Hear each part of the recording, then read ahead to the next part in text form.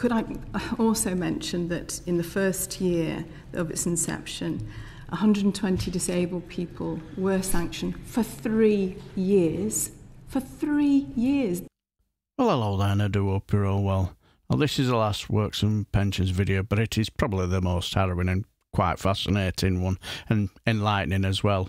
Well, Labour MP for Oldham East and Saddleworth, Debbie Abrahams, carried on where SNP David Linden left, where she basically asks, where's your evidence to prove that sanctions actually really work?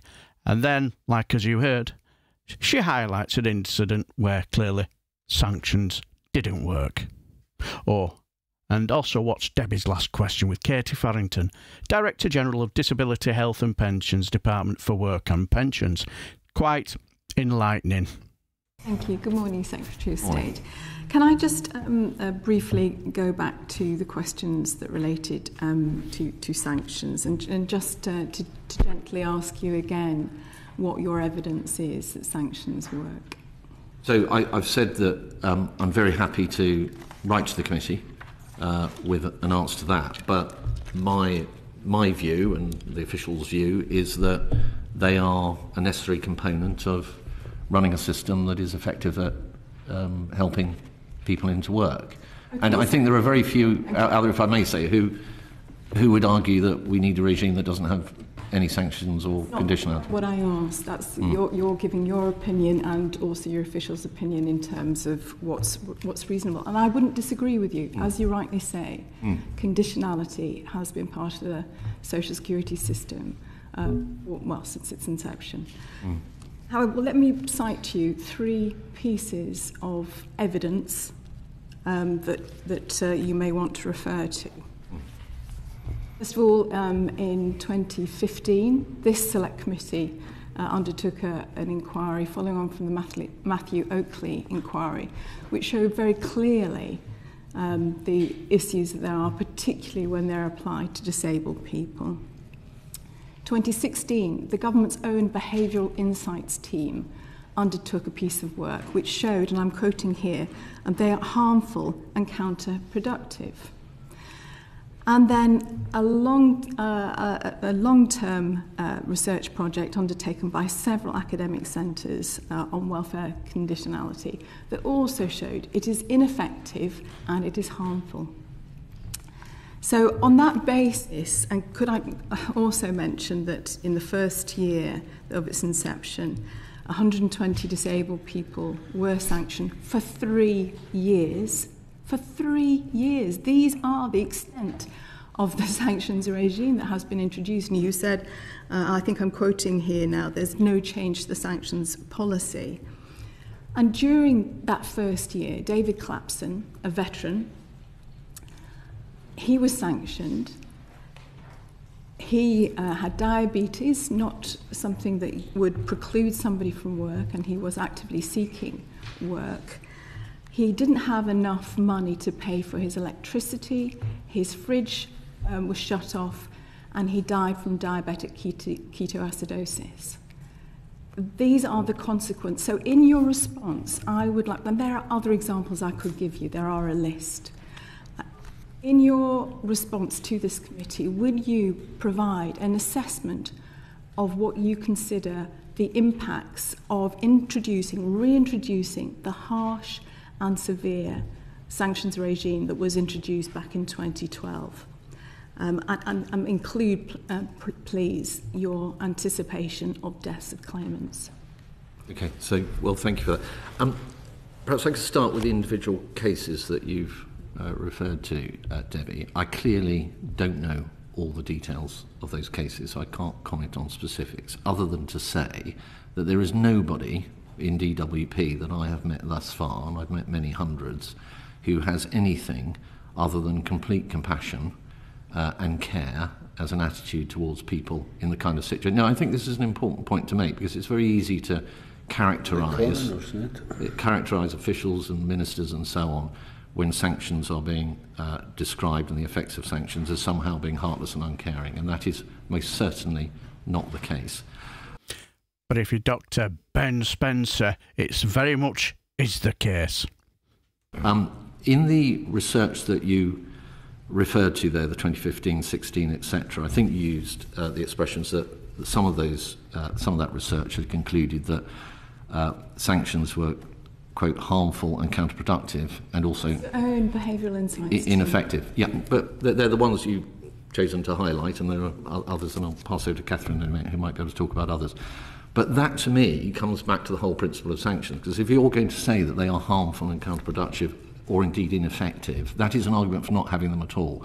And that's something that I think is wrong. And I'm not going to re-rehearse the arguments that I put earlier, but I think central to an arrangement where help and assistance is being provided, and as I said earlier, 97% of the cases in which sanctions are applied relate to somebody not turning up to a 10, 15-minute appointment with a work coach on a relatively, depending on which work group they're in, infrequent basis, with all the safeguards that I've described earlier. I think that is fundamentally the right system, but I'm not going to argue that it always is perfect on every single occasion. No operation of that scale ever, unfortunately, will be, and we must always try harder. But can I make just one other quick point? Very briefly, because I'm conscious that there are other questions. Can I just refer you, because this does relate to the substantive question that I wanted to ask you.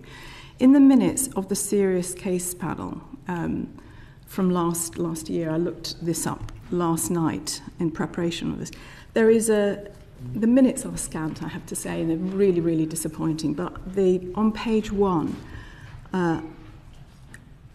item 2.2, it says that we want to explore strengthening the mechanisms which protect our most vulnerable customers in respect of sanctions. What will those be?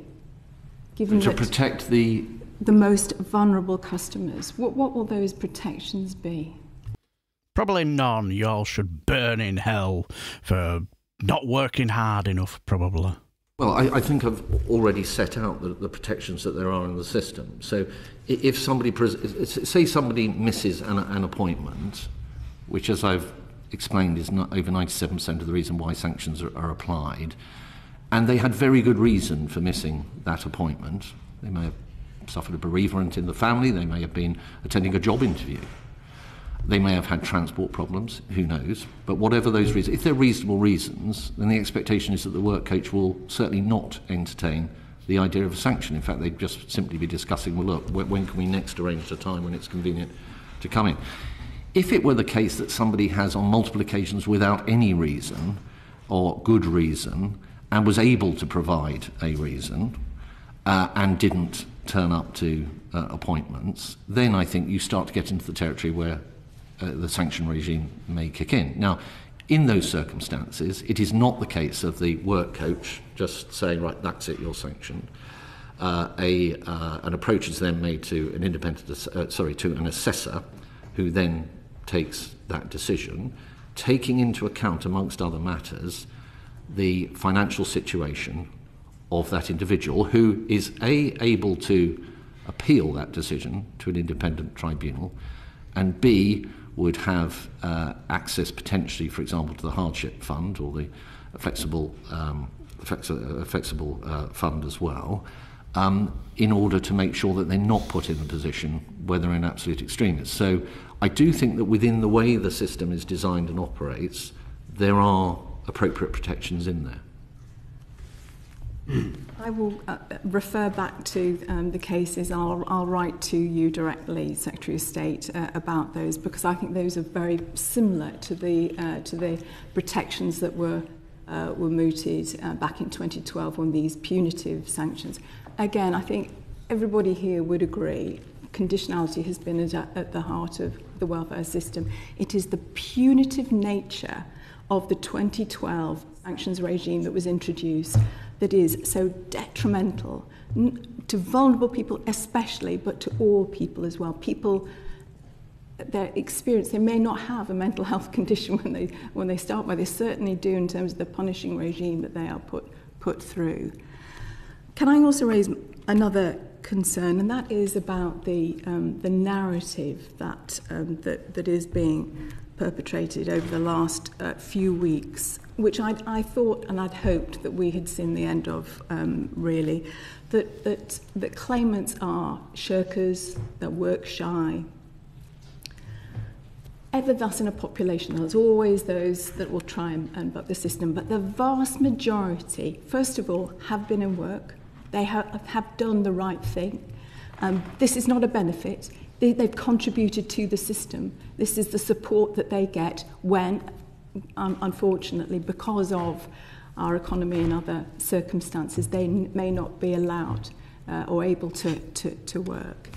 So, having that, do you not think that language is and we've heard other sort of language that it's also very punitive. Do you not think that this language is detrimental to the claimants that we want to encourage to come into the job centre?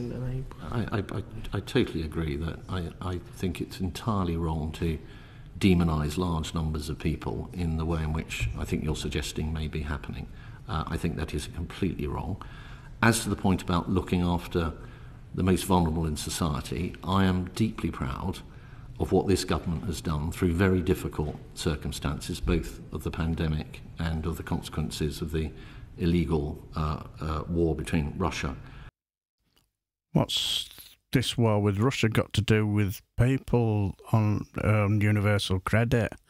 Good God, desperate to blame anything on Ukraine, aren't they? And Ukraine.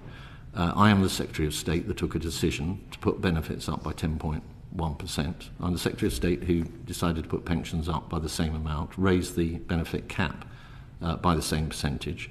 We are already now pressing the button on spending billions of pounds, directing transfer payments to low-income households, many, many millions of them, 8 million low-income households, those that are disabled, pensioners up and down the country, to do what we can to get the most vulnerable through what is a difficult time, and no government would have found it an easy time. Okay. We're doing things on energy bills. The average energy bill, 50% of that would have been paid by government support over the last winter. I really don't, if there's any premise here that this government doesn't care about the most vulnerable, judge us by our actions. And I think overall, most people looking at the evidence would say that we do just that. Well, and I do congratulate you and commend you for that increase. But I do, again, I think we've discussed this before. It needs to be seen in the context of the last 13 years, 33 billion taken out of support for working age people. We had an academic who said that current levels of social security are at subsistence level. We're certainly one of the least generous in the EU 27 and in the OECD. What's happened to poverty levels over the last 13 years? Oh, please. I know you like to go on about absolute poverty, but in terms of relative poverty, and children and workless households, they've all declined. And pensions, they've all declined. I think we'd have to... I'm going to come on to my last question, if that's all right, which is specifically around the Section 23 agreement with the EHRC. Now, I understand that you were due to have a meeting, your officials were due to have a meeting with the AHRC this week. Did that happen? I'll defer to Katie on this. So we continue to meet EHRC this week regularly. We meet them at senior levels, and we also meet them at working levels. And I think you know this, Miss Abrams, because of the way the Equality Act is constructed. I can't give a blow-by-blow account of exactly who met who when, but we are talking to them extremely regularly, and we are making good progress. Well, I'm going to repeat what I said when we met at the end of November, Secretary of State. It will be 11 months, it's 4 months on from when I said, could we not ensure that that we have this done for the end of the year. But it is now 11 months since this was issued. This is, this is issued under very strict statutory regulations that you're found to have breached the Equality Act, the 2006 Equality Act. And as I said at the time, the fact that you have done nothing in 11 months is just, it gives a license to other organisations to have a similar view. So I do urge you to draw this to conclusion. I do understand that it is meant to be completed by the end of April now, so it'll be over a year. So could you confirm that it is the end of April that you're expecting to come to an agreement? Very happy to confirm that we're making significant progress. Very happy to confirm we're continuing to talk. I'm not able, under the terms of the Act that you described, to say exactly when we expect to conclude, but we are making progress and we do expect that to happen shortly. Don't look too impressed, does she? But said, judge you on your actions, Emelstrad. Well, okay then, talk about the fact that you witter on about being compassionate and being empathetic, while at the same time prattling on about using sanctions on some of the most vulnerable people, like those, the people that Debbie Abrams cited. Don't make sense to me. Also, that question about Section 20 was very, very interesting, wasn't it? And Kate Farrington's replies did seem a little bit shady to me. I could be wrong, maybe a bit harsh, but I just got that whiff of just spouting a bit of a party line. What do you guys think? And as someone who has had to deal with this system, who's got severe mobility problems nowadays, I can tell you, I felt no compassion or empathy, and I got no help from them whatsoever, to a point where one day I had a fall and I really hurt my already fragile back after a spinal operation. That were an emergency one. And I was pretty much bedbound, and where I managed to get a fit note from my doctor, and my wife handed it in, and the DWP rejected it. Yes, they said, we're not going to accept this fit note, and if you do not come to the next available meeting, you will be sanctioned. And also with the government, with the likes of our very empathetic Dr. Ben Spencer as an MP. No wonder they're getting the reputation as the nasty party, yeah? But anyway, what do you guys think?